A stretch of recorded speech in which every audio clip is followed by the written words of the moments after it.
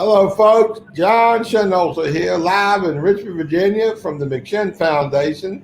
Got a wonderful show lined up today. Got two great guests.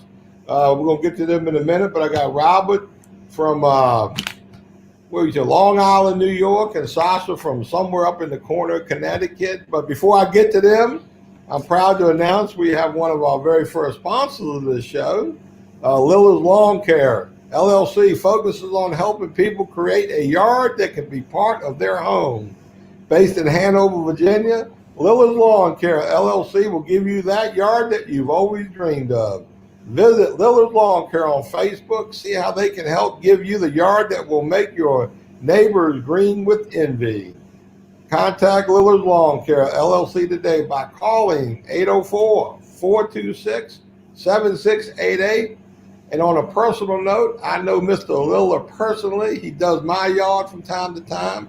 He does a fabulous job, a little hard-headed at times, but a good man. He's a hard worker, fair prices, and he likes to employ recovery people, which we like. So he's a true asset to the community, and I know he'll be an asset to your lawn. So give Adam a call. And now on to our guest. Without further ado, I'm going to start with the ladies first. Sasha, just hold on, John. Yeah. I always start my day with my daughter with a kiss.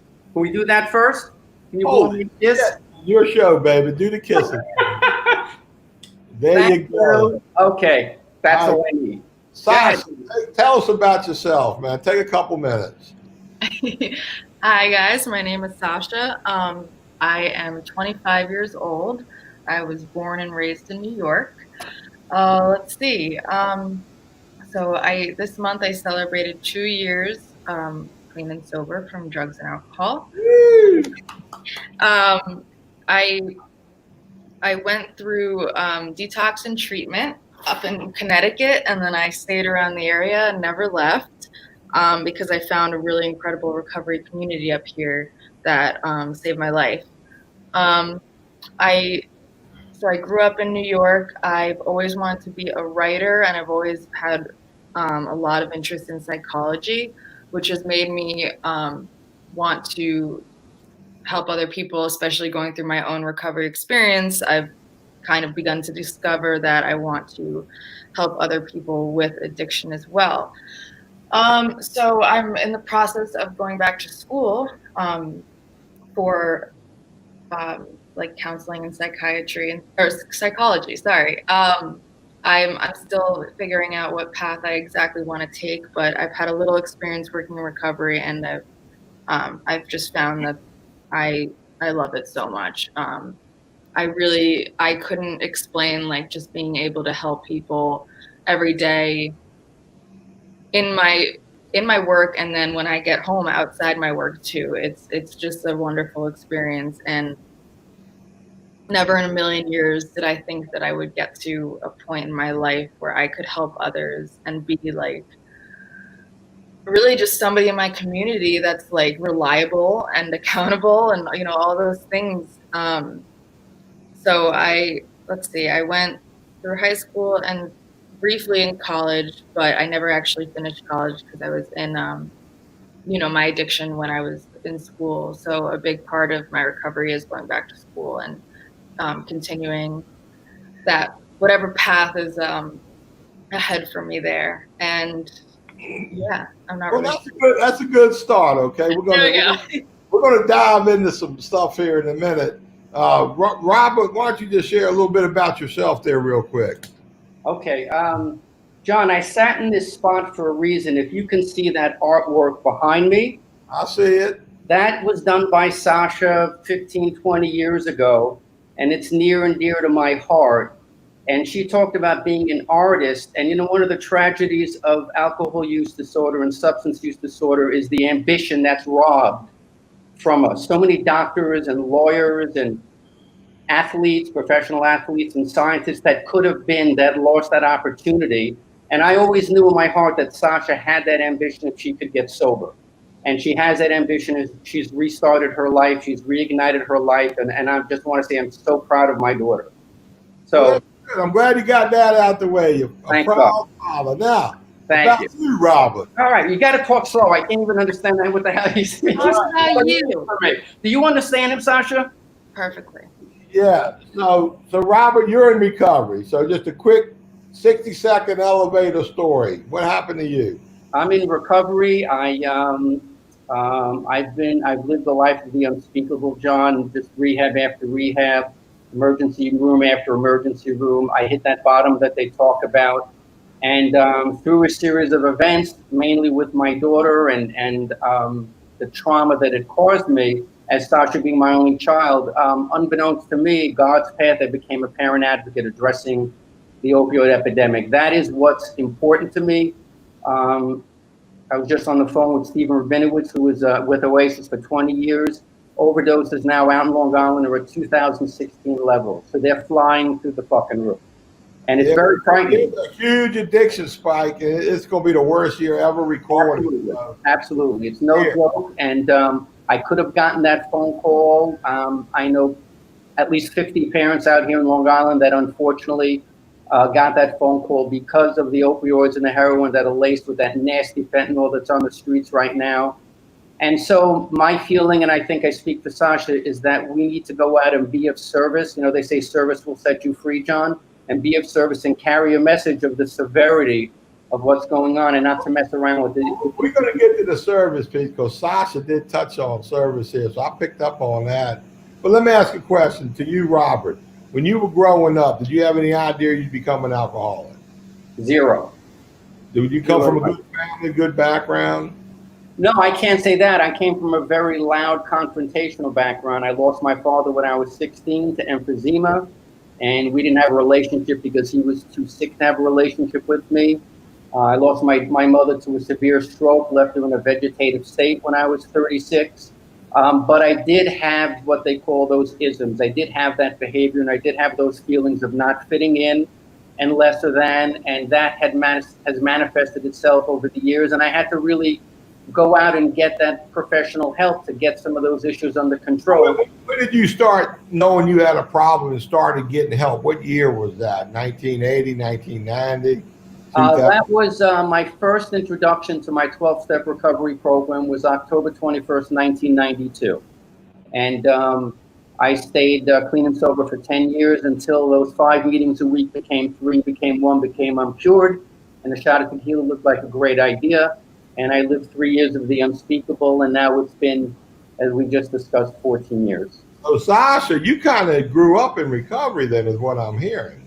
I did actually. I remember being a kid and running around the meetings, but I never actually knew quite what it was. I just knew that this is where I went when I would go meet with my dad because my parents were divorced. And I honestly, like, the rooms were always felt like a pretty safe place to me. And it is cool because sometimes I'll go into a meeting and like, it doesn't happen that often, but there's these like rare moments where I'll all of a sudden just get this like nostalgia of like the New York meetings that I knew and just like, if it depends on kind of the location, like sometimes if it's like a dusty old basement, it reminds me of like the city meetings and like the more suburban meetings. And so it, even though it is a little bit of a different recovery community anywhere I go, there's times where I do feel a little bit of nostalgia from it, and it's not necessarily a bad thing because my dad never was drunk around me. I'm gonna call that mainframe operational era. What is it? Looks like we got a little dead space on our hands here. I don't know if it's me, Todd, or whatnot, but I expect things will pop back up. I see we got Robert back, we got Sasha back. Now, this will not be the first and only time. John, we don't have you back though. I can see you. Person. Huh? Can you hear me? Yeah, I can hear you, but we'll carry the show if you want. Don't worry about it. You can hear me. We're good, man. You don't have to see me because I really ain't much. Now the hell's going on back there? Hold on, looks like they're having internet issues at Machin. So what do you want? You want me to just talk? I'm good. I'm allowed now from Brooklyn. I would say just carry on where you're at with your thought process. I mean, you guys were talking about as far as like, you know, getting started, you know, Sasha, you were talking about when you were younger And Robert, you were talking about when you were, just like in active addiction. So, maybe for those that are out there that have family members, what do you think is probably, some good advice that you would give from both the parent and the siblings um, directive? Go, So, Sasha. yeah, we'll let Sasha take that question there, Sasha. Wait, can you repeat the question? Sorry. So, being obviously in recovery yourself, just trying to give family members, what do you think is good advice to give them for their loved ones that are struggling or going through this right now? Because, from an active addiction part, we bring valuable information to family members, and we're a voice, a voice of recovery. So, how do you think you can best help help other family members that are going through the same thing? Well, I believe that a big thing that I needed to figure out, and that I think my mom and my dad also did, was that like for my own, there you are. For my own recovery. No, we're fine. Just relax. Go ahead, Sash. Go. For my own recovery, just knowing that for them to know that they were not responsible for my choices in addiction, and that it had nothing to do with how they parented me, how they raised me, and that they didn't like make mistakes, but that my addiction was my own path, that like I had to go on and I had to experience, because like my mom is not in recovery, and she went through both my dad and my addiction. And, I think for her sake, I think she had to realize that she wasn't responsible for a lot of our paths that we chose. And that, for her to not kick herself, as well as me not kick myself, and my dad to not kick himself for all the paths that we chose.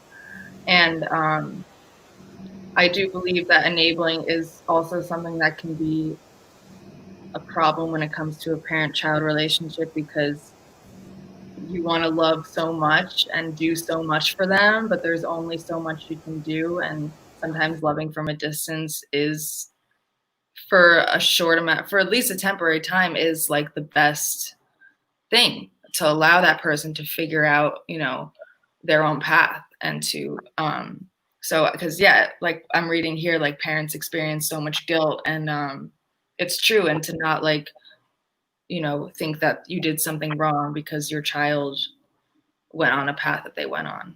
I don't know if that fully made sense, but.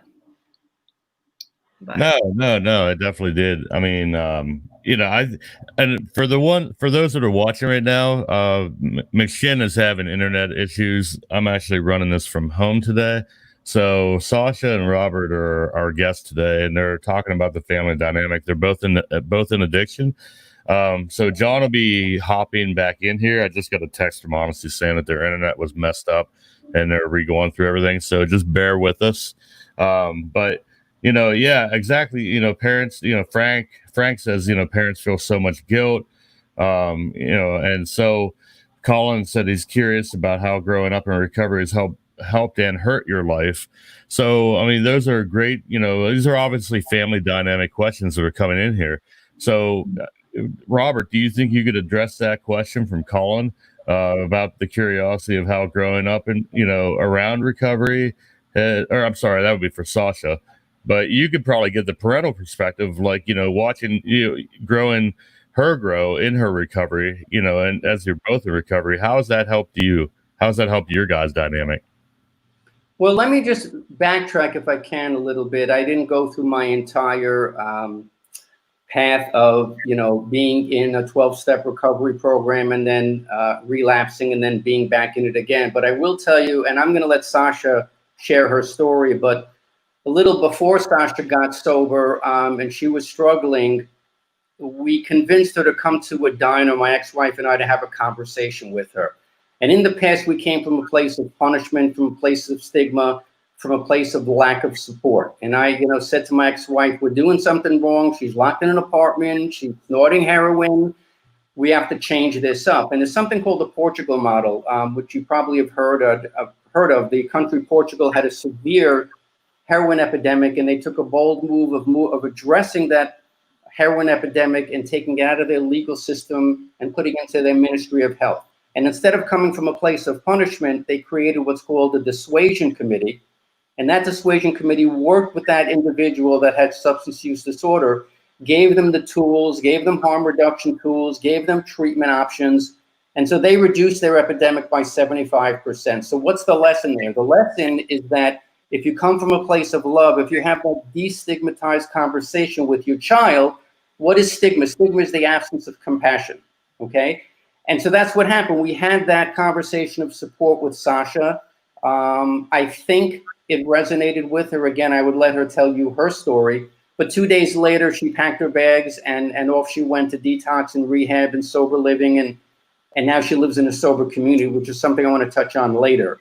So this element of this loving, destigmatized conversations that parents should have with their kids is a lifesaver. That's the message that I, and hopefully Sasha and I, will carry to parents, to these young adults suffering from alcohol and substance use disorder, is to try to have those conversations. Try to work with your family, because if not, you're going to go out to the family on the streets, and that's the family you don't want them to be with. And I think that that's where, you know, they say the power is in the personal story. That's where, thank God, Sasha and I have a success story, and that's the message we're trying to send. So I hope that makes sense. Yeah, no, it definitely makes sense. I mean, and Sasha, do you want to elaborate on, you want to piggyback on what he talked about there? John just sent me a text for those. And then once again, for those that are watching that maybe just hopping in here, they're having internet issues at McShin. So, so I'm running this from home today, luckily. So we're still up, but you know, so John is that, you know, he just sent me a text. He said he's actually going out to his car, to grab the internet from that. So, he'll be back in here in a couple minutes, but Robert and Sasha are carrying it for right now. They're actually taking some time and answering some questions here. So Sasha, did you want to take a minute and just piggyback off what your dad said there, just in regards to, you know, that topic there? Yeah.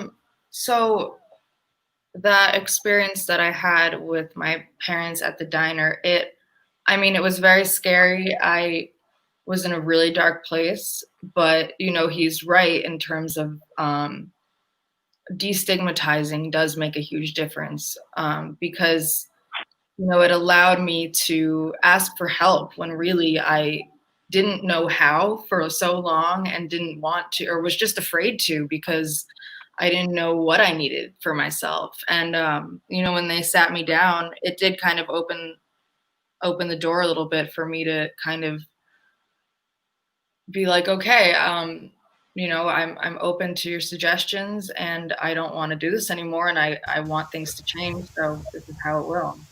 Um, and yeah, I think destigmatizing is huge, because that can keep people out for a long time.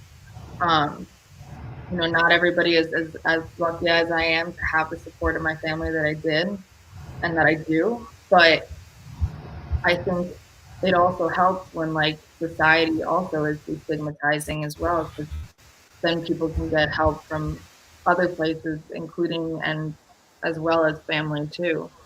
So yeah, that definitely was a big turning point for me.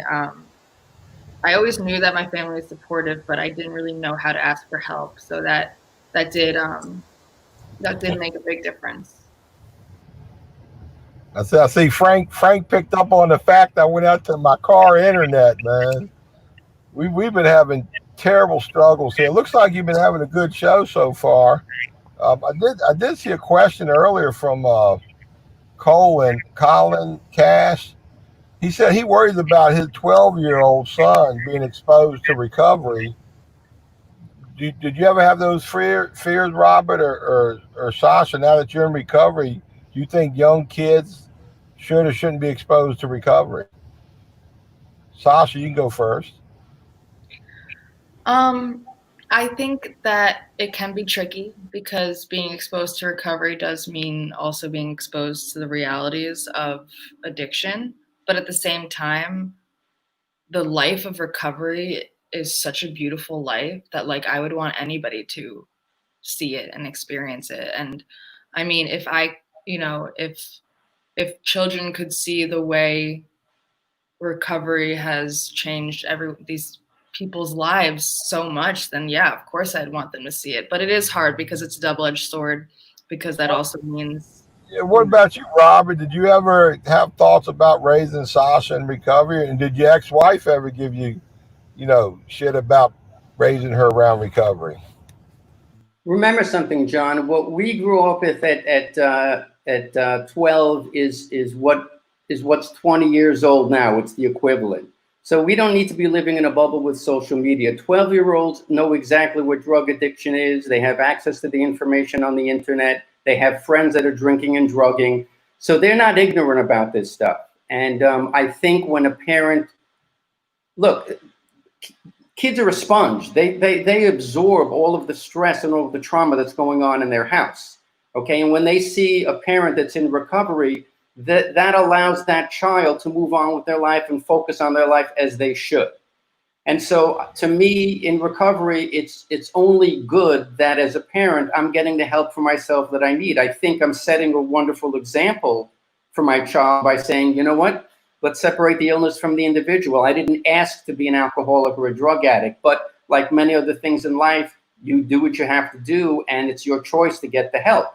So I think as a power of example, I help my daughter more than not exposing them to recovery. Because really, you have to understand, this is a prolific epidemic. Kids that are 7, 8 years old are smoking pot and using drugs. I mean, we're not, let's not live in a bubble here. This is the reality of the society we live in. An unknown thing about me for people who don't know me, I was telling Sasha at the beginning when we were in the green room, in 2 weeks, I celebrate 38 years clean. And I'm one of those guys. I mean, I'm a meat maker. I'm a 12-stepper. I've been engaged in recovery since day one. When my daughter, I got a 28-year-old daughter, and when she was 4 days old in her little bassinet, and I took her to her first meeting, and she grew up in recovery. So she got to see the good, the bad, and the ugly. Now, consequently, it was kind of funny. I remember when she was around college age, one of her boyfriends dumped her and broke her heart. And she went to a meeting and shared about it. Even though she wasn't an addict, she still went to a meeting and shared the pain, and people knew her, and she got what she needed. But fast forward, I think she's coming up on a year sober herself. So, we too have a family, divorced family, child grows up. Happily, we're all in recovery right now. I see y'all got a lot of fans out there. Somebody asked a question, why do y'all think so many young kids are dying now from addiction epidemic? And it just ain't opioid. They're dying from, coke, meth, alcohol, addiction-related stuff. So what are y'all thoughts on that? Sasha, you can go first. I believe that, honestly, I think a lot of the drugs that are on the street are a lot stronger, and a lot of things are laced. And I'm like really fortunate, that I got out of it alive, because it doesn't happen often. I have had friends who have overdosed, but realistically, yeah, I think that things are just stronger and more deadly out there, and that contribute. And then, the age of when people start using has been getting younger and younger too over the years, I think. Yeah, what's your take, Robert? Why do you think all these kids are dying? Sasha said something that I don't know if it was a year ago, Sasha, maybe when you got sober, and you said to me that this is the first time you've ever experienced addicts that are actually afraid of the drugs. And that always stuck with me. The fentanyl on the street is no joke. This is like, there is a gentleman, a physician, a friend of mine that's on now that could talk more about it, but this is basically pharmaceutical grade fentanyl that's on the street. This is powerful, powerful stuff. You cut a little of this into the opioids, into the heroin, into the meth, because meth is what they call the fourth wave. That's going to be the next thing. And unfortunately, a lot of these young adults don't wake up. The other thing, unfortunately, is that every young adult should be carrying Narcan, and that's a whole other thing, and they don't. I carry it, Sasha carries it, her boyfriend carries it. That's a lifesaver. Why do Why do any of us turn to drugs, John? I don't have that reason. I'm not God, but all I can tell you is that it's prolific. And maybe later on in this broadcast, we can talk about the media that you and I touched on and what it's going to take to reverse a prolific epidemic, such as what we're going through. And unless we have certain changes that are made, it's just going to continue to get worse. And then you want to throw on the layer of COVID and the feelings of isolation and the feelings of all the things people are going through. It just adds to a already difficult situation. Yes, Sasha, do you know Robert Lubrand? I do. Oh, anyway, Robert asked a question for Sasha. The question is, do you have the same friends before you decided to enter recovery? So do you have a whole new set of friends now, or you still hang out with your old friends? So most of my friends that I was either active with or that I knew before I got sober, I really just have nothing in common with them at this point. We live different lives. And so the ones that are very close to me that I was friends with like before I was using, yeah, they're still in my life. We'll talk every now and then. But honestly, like I've made this world of friends that I have in my life today that is my life today. Like those friendships, like the ones that are important, they're still there. But most of those people, like the only thing we had in common was we wanted to, escape together. And so really my most like 95% of my friendships today are all people in recovery that want the same things in life that I do. And Yeah. Another question was, and I'm going to answer it for my daughter, but Sasha, when you were growing up in recovery with other recovery families, hanging out with your dad, did you become friend with those other kids in recovery? I don't know. Did I? I was young. You might be able to answer that a little Well, better. my daughter, we did it in the program I went to. We had a lot of pool parties, campouts, cookouts, functions, family functions. So my daughter grew up with a lot of friends in recovery, kids of other recovery families, as well as her school friends. So, in our case, kids here, they grow up together. We don't isolate or insulate our kids from other recovering family or kids. So Yeah, well, my dad was never like he was never opposed to me kind of being exposed to like other children of parents in recovery. So I definitely was connected with that world. did y'all ever watch that movie, The Anonymous People? No. Okay, Robert, you seen it? I did. Anyway, did they when they shot that film, they asked my daughter a question. They said, "What was it like growing up in recovery?" And her response was, at the time she was like 18, she responded, "I don't think a kid my age should have been to so many funerals by the time she was 18." So, if you grow up in a hardcore recovery family, you're gonna see, the tragedy side too. But she got to see a lot of good stuff too. Anybody watching, if you have not seen that documentary, The Anonymous People, Greg Williams, a great director. I want to plug the film. I know I'm in it for a couple minutes, but it's just a great film about recovery, the recovery movement, family, community, connection. Awesome film. Everybody ought to watch it. So, anyways, somebody asked where you want to go, Sasha. I know you mentioned you wanted to go back to school, basically become a hope dealer. Get involved with service work and helping people. So you want to be a psychology. I mean, you got a plan for that? Right now, I can't say that I have a set plan. So I want to go back to school. I've always had a love for psychology even before like addiction was ever part of my life. Growing up with your dad, you got to be a bit of a philosopher, so I can see that. So. Oh yeah. And so I do want to go back to school. Certain fields of recovery don't require like specific degrees, but more certifications. So there's like different certifications I would want to maybe hone in on.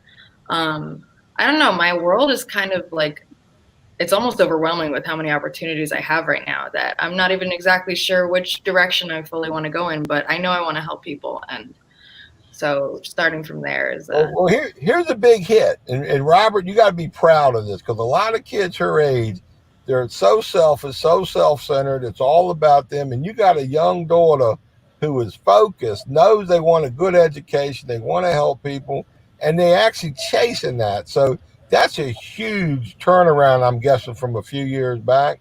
So this is like a miracle situation here. Robert, you got to be very proud of your child. A little bit, but what can I say? John, I am so goddamn proud of Sasha right now and how eloquently she's speaking and how honest. I could literally just cut my picture off the screen and let her speak. That's how moved I am at how wonderful she's sharing her experience and her feelings. I mean, I couldn't come close to creating that verbiage. I'm learning right now as we're speaking about my daughter. I mean, it's a beautiful thing.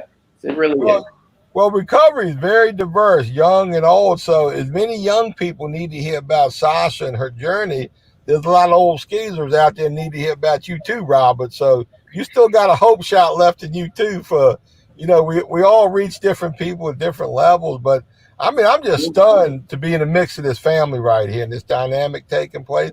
Because I bet y'all had some interesting conflicts, growing up and the addiction battles. And Sasha, any particular incident stand out? Hold on. I can answer that question. Just now you're fucking traumatizing her because you know where I'm going with this, Sasha, right? When all kidding aside, I talked about losing my father when I was 16. May he rest in peace. And there were a lot of issues of lesser than and abandonment, and I won't go into them. But the way they manifested themselves over time with me was rage, anger and rage. And if I felt I wasn't being acknowledged by someone, not being picked for the team, not going on a second date, someone not returning their phone call, I would go into a rage. And unfortunately, before I was able to get sober and get that professional help that I needed to identify the connection between the rage and my childhood, my beautiful daughter was the recipient of that rage. And I remember specifically, Sasha, when we were in Chappaqua in Westchester, that I smashed your cell phone against the wall, and one of the tragedies of substance use disorder, as you know, John, is the people we hurt the most are the people we love the most. It's a big time family disease, and we shatter dreams, and there's a lot of shame and regret that I have with that behavior. And now all I can do is live a life of sobriety and not repeat that behavior. And it's just so wonderful that I can say what I'm saying in front of my daughter, and she could shake her head and say, yeah, that is what you did. And that's the beauty of having sober conversations, is that we can, it's like we don't co-sign each other's bullshit right now. This is. I run a recovery center, and I got 125 beds and sober living, and I got most of my population is 20 to 30, at least half of them. A day doesn't go by I want to smash a goddamn cell phone off of one of these kids. So that rage, I don't think that really goes away. I don't act on it though. So well, that's the thing. So bad is the action part. Sasha, does that ring a bell? The old phone incident? Oh yeah. Did he get you a new phone? I don't remember. No, probably get an iPhone 10 out of them now if you ask. No, her ex-wife bought it. She took enough in the divorce, John. So I think she's the one that bought it for Sasha. So I got you. So how was the divorce situation? Was that everybody was a team player? I was very young, which I'm actually pretty grateful for, because I've witnessed a couple of my friends go through divorces when they're a little older, and I think it was harder for them because I have some memories of the actual divorce, but really I was very young. No, I mean, growing up, if you had two parents, I mean, were the parents on the same team, as far as growing up, teaching you? Same team. My parents are they're very different people, like the most polar opposite people you could ever meet in your lifetime. So, and I'm like smack in the middle of those two. So yeah, there were difficulties. But really what it came down to was they both wanted what was best for me, and they would do anything for me. I was their, I'm their baby. I'm their only child. And it is a weird dynamic because they are complete opposite human beings. Like, Well, you managed to survive and navigate. Hey, look, I got a couple serious questions people are asking. One is from Robert, or no, it's to Robert. Robert, how do you give Sasha space to grow in recovery and allow her to make mistakes? How do you deal with that? She sets the boundaries with me. She's old enough and has enough sobriety to say don't. And we've just had some serious conversations about her relationship with a boyfriend, and she put me in my place and told me this is what's acceptable to me. Take it or leave it. And so actually at this point, being 25 and her having solid footing of 2 years of sobriety, she'll set the boundaries with me and she won't co-sign my bullshit. And she'll basically say, here's what I need from you. Here's where I need your space to grow. And I respect it. So this boyfriend thing, I mean, is it like, do you like the guy or you don't think it's the right relationship or what? No, I don't like him at all. I think she could do a lot better, honestly. But her boyfriend is a very well-educated, he's a chemist. He's also in the 12-step absence-based program. He's solid. He has my daughter's back. I couldn't ask for anything more as a father to have her significant other understand that the number one thing in Sasha's day is to not pick up a drink or drug. What else could I ask for? Because it allows me to focus on my life and not go back to that horrific scene where my daughter was locked in an apartment. So what more can I ask for, John?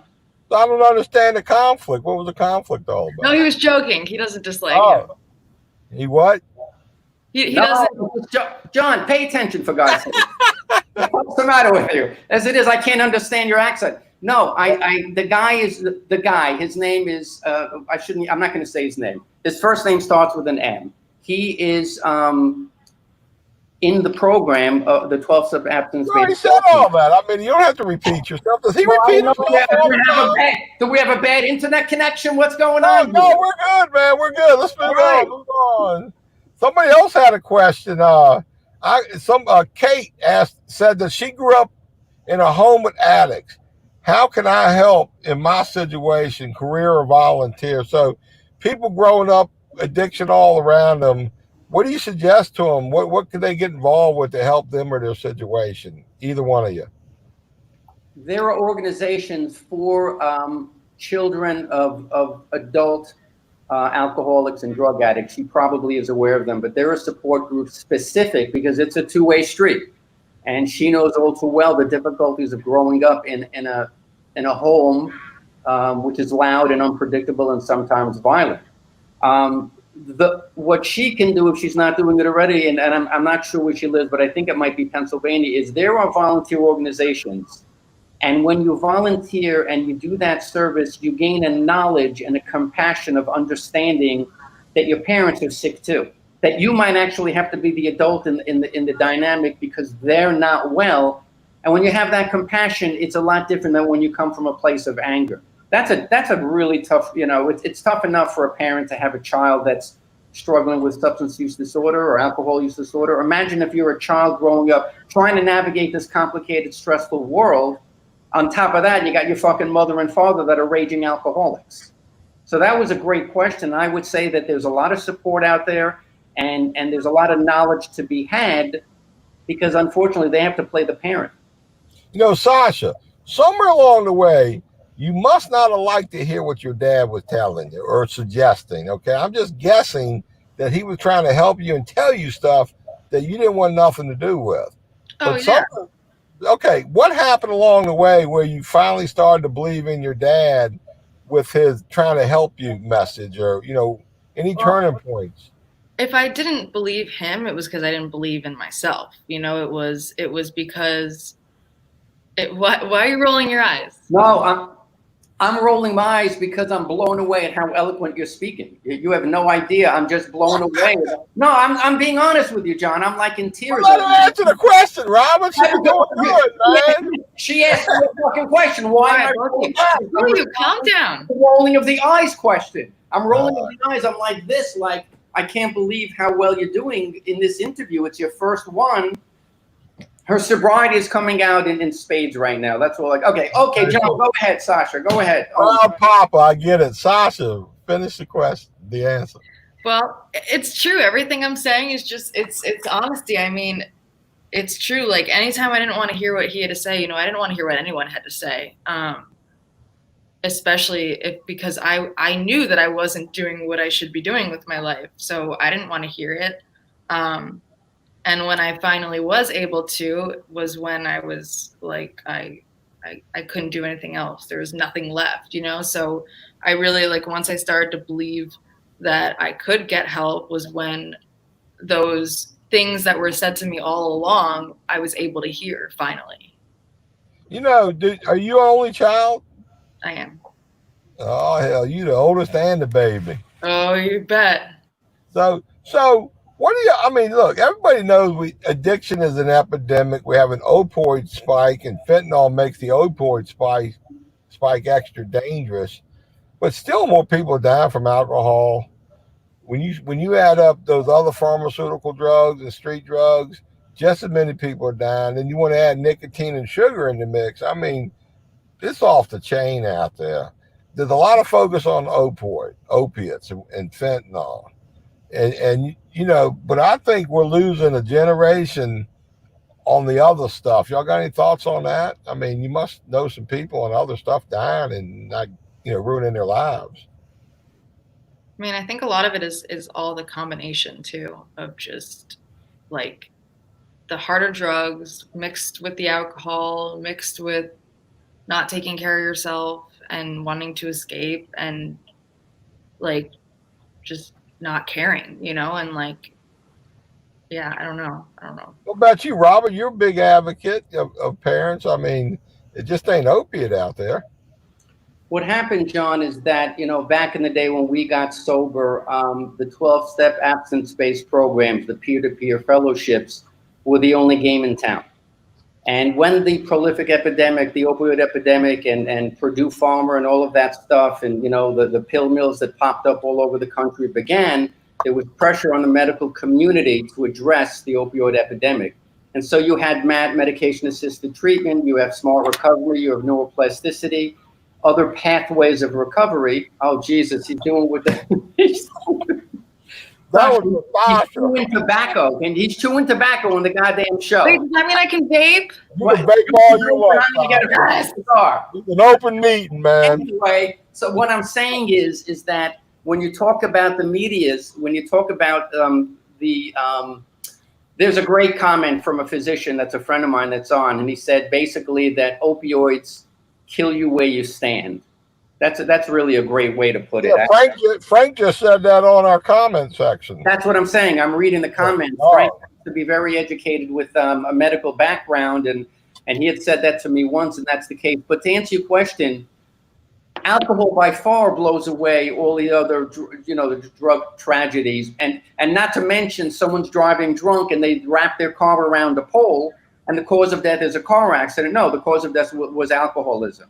But the headlines all have to do with, and even the rehabs are switching away from a 12-step abstinence-based model and going to Suboxone and Vivitrol. They're going to smart recovery. That's what's in the headlines, John. And because it's in the headlines, we veer away from that focus on alcohol use disorder. But absolutely, alcohol is still, unfortunately, the king out there. Right. So, Sasha, when you were using drugs, obviously you were getting high, or so you thought. So you were chasing, I imagine, to get high. Now you're in recovery, and you get a pretty good buzz from recovery, what we call the recovery high. So, you see, I think you're in that magical place where you're chasing the recovery get high, and the drug get high ain't never going to be but so good, but the recovery get high can get better and better and better. So you're on the front end of a great journey where your recovery high is going to get better and better and better. You're just not going to be chasing your original recovery high. Yeah. So does that excite you? Do you believe that to be true?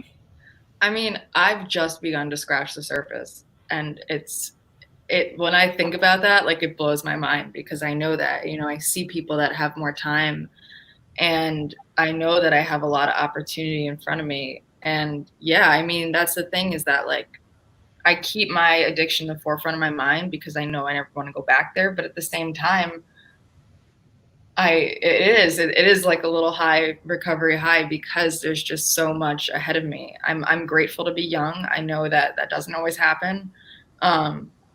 but yeah, I like, it doesn't always, I can't always wrap my head around it because it is a lot, and it's amazing. I mean, I've barely begun to learn about myself. You know, I'm just starting to learn about myself and learn about the paths that are laid before me and everything. And it's wonderful. It really is. Now, Robert, here you are watching your daughter flourish and grow in recovery. A lot of parents, they a lot of times their kids get clean and sober, and they just don't think they can go back. You're an advocate. You know, daggone good and well, shit can happen at any time. I'm sure you're worried about that. But what do you tell the parents who kids are doing well? Like I feel like I got a relapse in me. I never forget that. I got a relapse in me, and I'm trying like hell not to go there. But it's got to be worrisome for parents. I would think. I mean, thoughts on that? Sure. This is an illness. This is not, addiction is not a moral failing. It's an illness, and like any other type of illness, you treat it. And the medication, it could be Suboxone or Vivitrol, but in our case, it's a 12-step abstinence-based program, and you need to use that treatment program. You need to use those tools. Like anything else, if you're suffering from a kidney failure and you need kidney dialysis, if you don't do the dialysis, what's going to happen? It's really the same concept here, is that you have to be committed to your recovery. You have to use those tools that have been given to you, and it's a life and death matter, and you take it like it's life and death. What I say to families, it's interesting you mentioned that, is it's the same message that I'm carrying to families about having that conversation, John, which is that the more families understand this illness, the more research that they do, the more they understand, like the legislation I'm supporting now, Senator Gillibrand's Family Support Services Act, the more knowledge they have, the more they will understand, and they can have these conversations, these intelligent conversations with their kids, and they can say, I noticed you're not going to your meetings. You're a little irritable. Is everything okay? Are you tired? Or, did you know there's this, it's you're meeting the individual at where they're at. You're not meeting them in the wreckage of their future. You're meeting where they are at right now. And that's why part of the legislation I advocate for is those systems navigations, those tools, those support groups that are available to parents, so that they can have that knowledge and they can be plugged into their child's recovery. Sasha, does your dad ever try to work your program for you? He's pretty good about not. He's gotten a lot better. I know that he wants the best for me, and so as long as I keep that in my mind, I know that any suggestions he gives me are just out of love. But yes, sometimes it's not perfect, but he's gotten a lot better. Like you said, boundaries, I've been able to set better boundaries. I wanted to say something also about, in terms of being in that recovery high, but I think that's why it's so important to keep, my addiction in the forefront of my mind, because then I never lose where I came from. Because complacency happens, I see it all the time. People get complacent, they forget where they came from, and then that's what takes them back out. And it is important to be vigilant, and that is why it's a daily treatment of, like my dad said, of an illness. It's a daily treatment every day, because like any illness, it can be stagnant if it's not taken care of. And so I think that was really important. But yeah, I guess, I've set boundaries, and my dad has learned through my sobriety how to navigate my sobriety in my life. And it's all going to be a continuous learning process. I don't expect him to ever be perfect at it, but he has gotten better over time. So I'll give you a little hit. I'm assuming you got a sponsor and you work steps. Is that correct? Mhm. Now, my dad, he's in recovery too, although he's almost 90. He doesn't get around much. We hardly ever talk. But we had a good 25-year good run. And I noticed my dad was the only person that would ever share information with me. And he never expected anything in return. And he only wanted to make sure he gave me the best information I could get, whether I liked it or not. And sometimes he give me better information than my sponsor. And, I've had the same sponsor 35 years now. So there's just something about a parent's wisdom in recovery that ain't trying to manipulate you, but just wants to give it to you real. Yeah. So it sounds like y'all got the door open, though, that I don't see a lot of problem with that. But I can see where Robert might go a little over the top sometimes. But, Never. By the I way, don't, John, I don't blame him. I want to clarify, you brought up sponsor. Some of the viewing audience may not know what a sponsor is. So in a 12-step fellowship program, a sponsor is a mentor, someone that has had more experience in that program that guides that new person through. And I thought I would just throw that out there. You know Sasha's sponsor? I've never met Sasha's sponsor. I don't know if he wants me to meet Sasha's sponsor. That's Actually, kept secret. Hell, might be a guy there that you don't even know. I mean, maybe it's better that way. I don't want to intimidate her sponsor. You know what I mean? I mean, because I can come. I'm a loudmouth from Brooklyn. I can come off that way sometimes. So, I switched sponsors not that long ago because my previous sponsor, we discovered we were better off as close friends. And so my newer sponsor hasn't really met a lot of my family yet. So I got you. Well, it'll probably happen if you keep her or him. Oh yeah, I definitely think it will. Keep them for a while. Somebody triggered a thought process in some of the questioning here. You notice, like, every single day in the newspaper, you read about COVID-19, you read about Black Lives Matter, you read about the Republicans and the Democrats and the president, and you read a lot about the negativity, the consequences of addiction.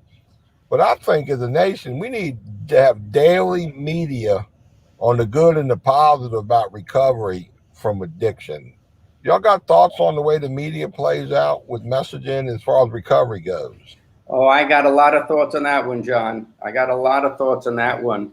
What I've learned in the short 10 months of being an advocate and working in Washington with legislatures is if you're going to reverse a prolific epidemic, an opioid, fentanyl, heroin epidemic, you need two things.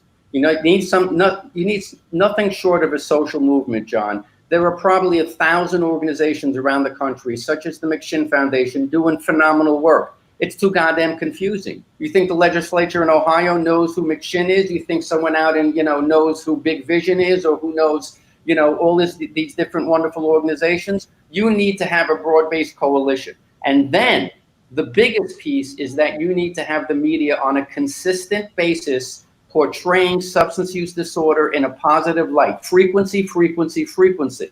Now, there's an organization called EIC, the Entertainment Industry Council. They've done a phenomenal job with the major studios in Hollywood portraying substance use disorder and alcohol use disorder very accurately. They've done a phenomenal job. They've come light years, but you've got to have the frequency. Now, look, that's easy for us to say, right? We're in recovery. They have to put bread on their table, and they have to be worried about their ratings. And I network with a lot of these top-level C-suite individuals, John, to get that message out to them. And they say to me, well, we've done this. And I look back at them and I say, yes, but it's a prolific fucking epidemic. Do you understand that 60,000 overdoses a year? This blows COVID out of the water. This has been going on for decades. There's no comparison. They're dropping like flies out there. What's a sober community? Sasha lives in a sober community. These young adults, there's probably 200 of them in the town she lives in. They go to their 12-step meetings together. They work for merchants. They are texting all day. I wish I had that kind of support when I was getting sober. Okay, who the hell knows about what a sober community is? Does anyone know in half the country? Why is that missing link important, John? Because when someone like Sasha goes to detox and rehab in a sober living home, then what from there? If the parents don't know that there's a possibility that their child could stay in a sober community, as opposed to coming home to where the drug dealing boyfriend is, or going to college where there's a lot of partying, that gives those parents a tremendous amount of hope. That individual, that young adult, can live a sober life in a supportive community. The media is the key, John. The media is the missing link. When I did that press release for Senator Gillibrand, on the Family Support Services for Addiction Act, and the News 12 was there, and Newsday, and all of these outlets, but Fox 5 News was there, Fox 5, and they didn't even put the press conference in their 5, 6, or 11 o'clock news broadcast. What does that tell you? This was bipartisan, legislation from a high-profile senator dealing with addiction, and they didn't even bother to put in their broadcast. What does that tell you about stigma, John? So I'm with you on that page. There's no money in recovery. That's what it tells me. If there was money in it, they'd be pimping it out hard. Richmond, Virginia, we're not a really big city. We might be 1,200,000 or so, but we got over 1,000 sober beds in this community, and we must have 400 NA and AA meetings. So Richmond is also a recovery hub on the East Coast. But Sasha, you're in a sober community up in Connecticut. Did you go there for the sober community, or did you already live there? No, I went to a sober house in this area, and then I stayed. And because there's so much connection to recovery in that community. Yeah, so I stayed and had my network here. So. Now, do you think that made a difference in your life, in your recovery? Completely. Yeah. See, that's what I'm trying to tell the country, and Robert's trying to tell the country. We need recovering community, connection to community. Every metropolis should have a recovering community that gets legitimate, real connection, and it doesn't have to be expensive either. I mean, hell, most of you guys are doing life in recovery, so that's where the money's at. We save the taxpayers 50% of the tax dollars that are going to an improperly mitigated illness and epidemic, the addiction epidemic. The taxpayers don't understand that. All they hear and see is what their politician is pimping to them. But the truth is, we are spending twice the money on improperly mitigated addiction. So if we get this stuff right, man, we all save a lot of money. So there is money in recovery. So Sasha, you got a lot of fans on here, and I guess you do too, Robert. I see a lot of names here. I only know a few of them, so these must be your people up here. Anything you want to say? I don't know who people are. They're just my groupies. I got groupies. I don't know what to tell you. I got fans that follow me. It's like the Grateful Dead, John. They're all over me. I don't know what to tell you. Well, I love them. Sasha's friends. Trust me. I have like maybe 2. They're Sasha's friends. I don't know who anyone on here is. Oh, well, that must be your daddy then. Sasha, what do you like to do for fun? I know recovery's fun, but you like music, you like skiing, you like fishing. What do you like? So I love music. I love being outdoors. I love so where I am is pretty rural. So there's like a lot of lakes and a lot of places to be outdoors and run around. And I love it. And, I also love writing. That's like my main so thing. Are you still doing artwork? That was a pretty nice piece of art Robert got above his head. You mean when I was 8 years old drawing? Gorgeous, man. I mean, so what do you like to write about? I mean, I tell you one thing we need you to write about is you got to write a lot of editorials to your newspapers, national papers, magazine, national blogs. Write about your recovery experience, what works and what didn't work. We need a lot of people doing a lot of writing in that area.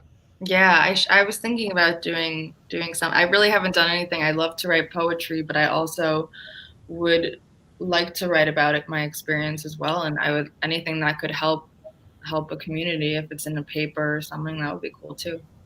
Well, every time you see an article that looks like it ain't right, just go online, shoot them an editorial, say, look, man, you got this all wrong. We don't need to lock these addicts up. We need to provide them with recovery support services. Therefore, half of them don't have to go to jail. Stuff like that, Look around you. I mean, you cannot be satisfied with everything around you as far as policies and laws and whatnot. Yeah, no, that is a good idea.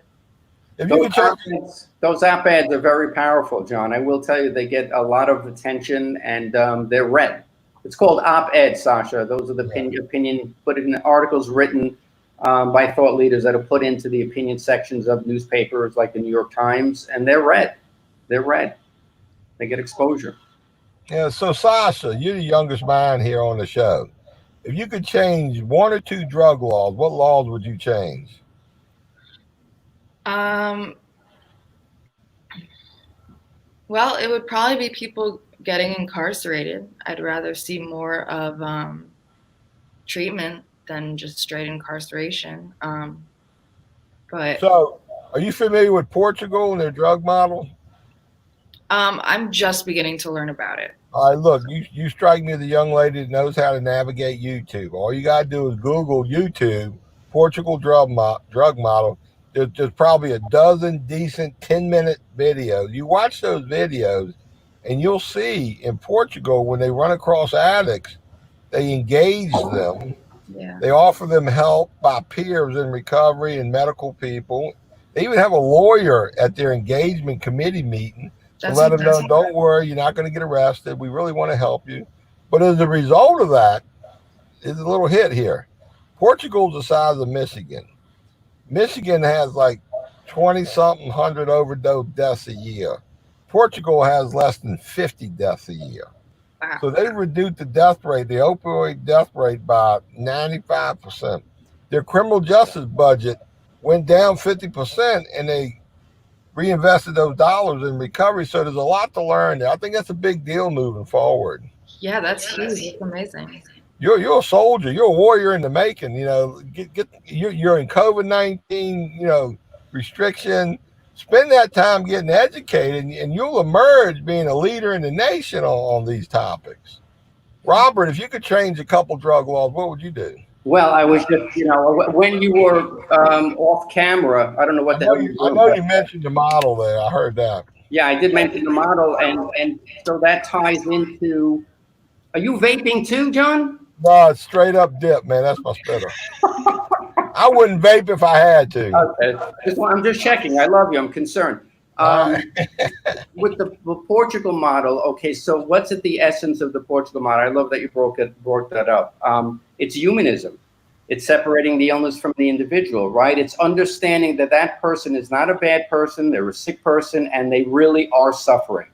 And when you come from that approach, which is what, again, Sasha and I are trying to bring out that message, is come from a place of compassion, come of a place of support, with boundaries. Don't let me be clear about that. I'm not saying you should invite your kid, they relapse, they come back home and snort heroin in the living room and watch Netflix. Every family's journey is unto themselves.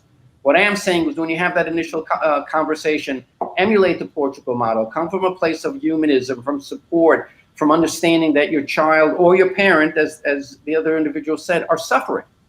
And when you do that, like they did in Portugal, you're not contributing to that individual's suffering. You're supporting them. You're kind of making them think, yeah, my brain might feel like it's broken, but I do have parents that love me. Maybe I can have that conversation with them. And again, it goes both ways. Decriminalization, like Sasha just touched on, would be the number one law, absolutely, that I would stop punishing and start treating. Oregon, don't quote me exactly, because I just repeat what I read and what I hear, and I get my information from the media, so maybe it's right, maybe it ain't. But Oregon, when they legalized marijuana, they were going to use their tax dollars, like, okay, the first 50 million tax dollars we're going to use for like education. Anything after that we'll use for treatment. Well, apparently they had like $150 million worth of tax revenue from legalizing marijuana. So it's like they're scrambling on how to spend that $100 million on treatment and recovery. And I consider that a really good problem to have. So I personally think marijuana should be treated like alcohol. We got the alcohol model. Marijuana is less dangerous than alcohol, but those extra tax dollars can be used for healthcare, addiction services, recovery services. Y'all got thoughts on that? Sash? I didn't even understand what the hell you were saying. Did you understand? Because you're talking fast, and I'm a loudmouth Jew from Brooklyn. It's very hard. Could you repeat the question? Basically, marijuana. Yes, sir. I think marijuana should be treated like alcohol, taxed like alcohol. The tax dollars go for recovery and treatment. There's no reason why we're locking people up for smoking weed or that being illegal. That's my thoughts. And I don't smoke it anyway. So if they legalize it today in Virginia, it ain't like I'd run down to the weed store and buy the stuff. But I know the laws do more damage than the product does. So I'm just asking your opinion and thoughts on that. Sasha, you can go first. Obviously, you must know a little bit about weed. Well, I definitely agree with you on, if it's, so I'm pretty close to Massachusetts where it's just pretty recently been legalized. Pretty normal. What? I said that you normalized already with weed. Yeah, so it's a little weird. I'm not used to it yet because growing up it was always illegal. But I think that I do agree whether like whether it's legalized or not, like it's going to happen. I can't stop that. But I think that I like the idea of the revenue or the taxes from that going towards treatment, or being taxed like alcohol. I think that's what you said. Yeah. I honestly don't know enough about the situation to like form a correct opinion. So I don't want to Do say. you think they should arrest people and put them in jail for smoking pot?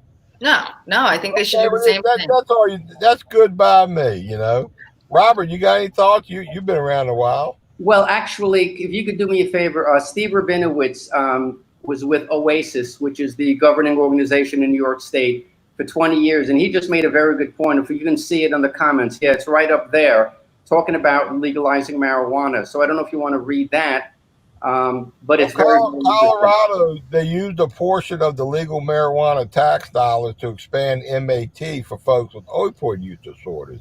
That he did consult on this a few years ago, and so that's, I think, all across America, when you create a new funding stream, a tax stream, if it's addiction related, I think if they put the funds into recovery, treatment, healthcare, we're way better off. Let me talk about recovery support services for a minute. These services delivered by peers, people in lived recovery. You know, Sasha, did you have any engagement with people in recovery during the last couple of years?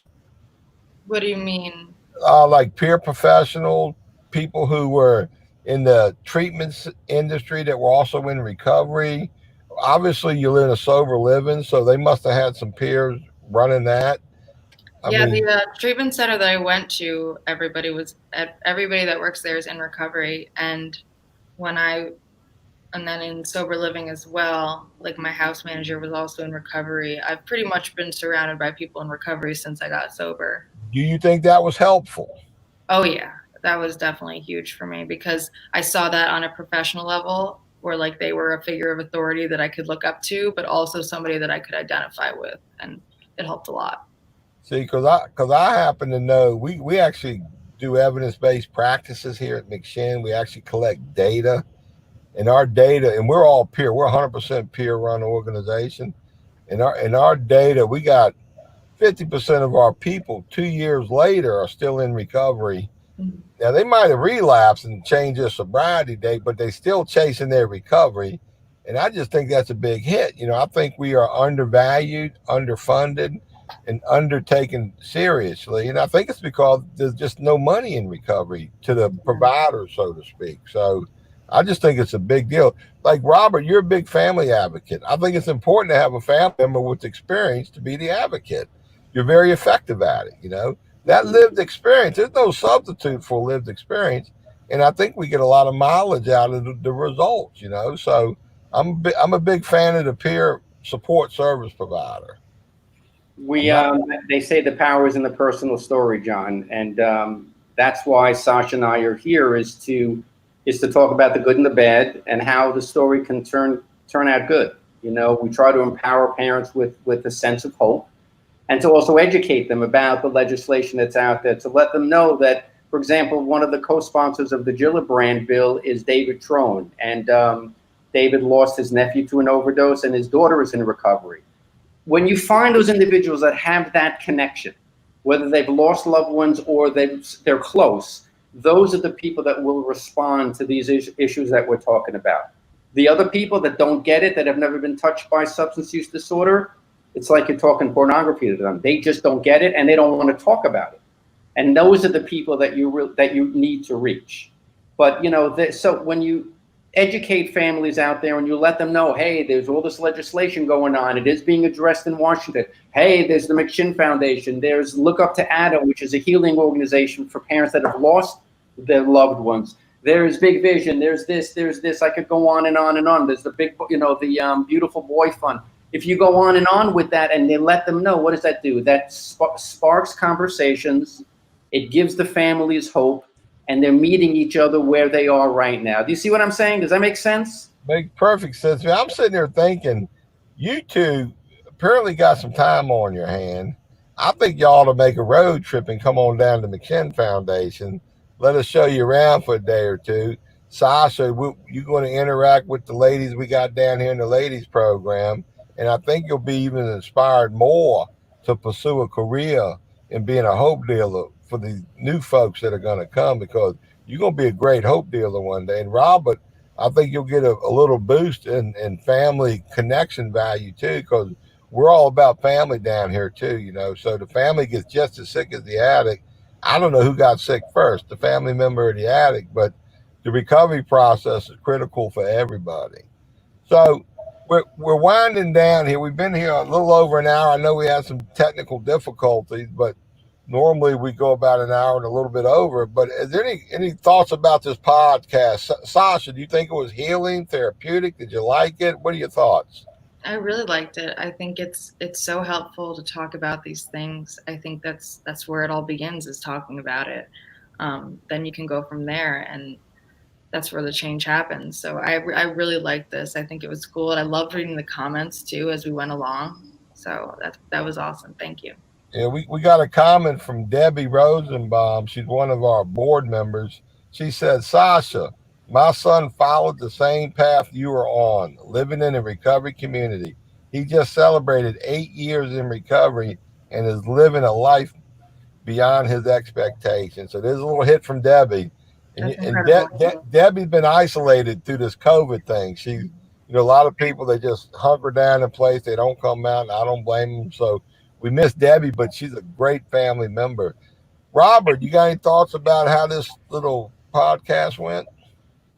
I missed you when you went out to Burger King, wherever the hell you went. I don't know. But other than that, Todd picked it up pretty good. Am I allowed to speak about your wonderful wife, or would you prefer I not do that? Absolutely. You can talk away about her. Okay. So, Sasha, Carol McDade is John's wife, and she is very involved in Washington in recovery. She's also works with John at the McShin Foundation, and she's the individual that suggested and I didn't tell you this, that we appear here. And your wife is incredible, John, and she's one of these few individuals in my short months in my advocacy that has really spent this enormous amount of time on the phone with me without asking for anything back, and educated me on recovery on Washington. And you know, you need those mentors, whether you're in recovery or whether you're in advocacy, to help you. So you're a very lucky man. She's a very special person. I hope that means I can stay at the Four Seasons when I come visit you. Is that possible? Or absolutely. Also, we do an annual holiday party. It's usually the Saturday night before Christmas. You're all invited. It's an open house. You know, we usually get about 400 people down there, so we get a lot of folks from the north come down. So, by all means, feel free to come down for that event as well. But let me answer your question, John. This has been wonderful because, you know, piecing together what we've been discussing about the media and about getting and stimulating conversations. So if you look at all of these comments that we're getting right now, Melissa's saying, can we follow Sasha and Robert? That's a perfect example. It is stimulating thoughts and conversations that might not have otherwise been happening, and this saves lives. So you allowing us to be on here and deliver this message is a lifesaver. It really, really is. And that's so to answer your question, you're doing God's work right now is really what it comes down to, John. You keep God in the mix, you can't go wrong. But what's the name of that organization you work for, Robert? Well, there's a number of different ones that I volunteer for. Which one specifically? There's an organization called Big Vision, which is a sober community similar to where Sasha is in New York City. No, I think he's talking about where someone can follow you. So your company. Say that again. I'm computer illiterate. Say that again. Where can they follow you? So like your company. My company, probably on LinkedIn is the best place in terms of seeing. I update it with, you know, what's happening in Washington, and I've started volunteering for the Coalition on Behavioral Health and the Center on Addiction changed their name, and there's many others that there's so many out there. That's what I was saying, John. There's so many to volunteer for, and there's so much great work to be done. Well, Todd, be sure and put Robert's LinkedIn contact in here somewhere. Put in my email. Todd, put in my email address. I'm not shy. Anyone wants to reach out to me, I want to connect them with the right support system. All right, we'll put Robert's email up. So if anybody wants to follow Robert and Sasha, they got to go through Dad to get to Sasha. So yeah, absolutely. You follow Robert, you got Sasha. Hey, look, man, this is a fabulous podcast. You know, we do all of our podcasts. We give them to a company that has tablets in hundreds of jails across America. So we have a recovery content we like to send into jails and prisons, so these guys got options. So these podcasts do end up, people with addiction in correction get to watch this stuff. So I know it'll be really helpful for folks. So, you know, we're about the end of our hour. One last shout out for Adam Liller and his Liller's Lawn Care Service. Be sure, and if you're local, use Adam. You won't be disappointed. Closing thoughts. We're going to close it out. Sasha, closing thoughts? It's possible. Anyone can get sober. Yes, it is. Wonderful. Robert, closing thoughts? I'm so proud of Sasha and how she's expressed herself. I'm so proud of her growth and her sobriety. I mean, I'm walking on a pink cloud right now. Thank you and Carol McDade for the opportunity to appear and to deliver our message. And like Sasha just said, sobriety is attainable. The tools are out there. You know, just believe in yourself and go get the help. It's there. And like I said, people are welcome to email me, and I'll find the organizations for them on where to direct them. But bottom line is, thank you for the opportunity. It's God bless you. God bless you. Thank you so much.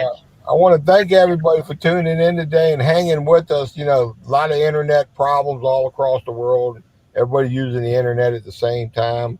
Tomorrow, I got a great 2:00 show with Robert Legg. He's just a wealth of information on laws and things we should and shouldn't do. He's got some great thought processes. Thursday, I got a great show with Andrea Wright and Paul Thompson. We're going to talk more about the Portugal and the USA flip, what needs to happen in America. We appreciate everybody tuning in. God bless y'all. Until next time, more will be revealed. Thank you all. Bye. Bye, Sasha. One thing we do here, we always educate our participants. I want you to leave here after your 30, 60, 90 days or however long you stay and leave. I want you to be educated about the disease of addiction, about substance use disorders, what you need to do to personally recover. But I want you to know why we don't have the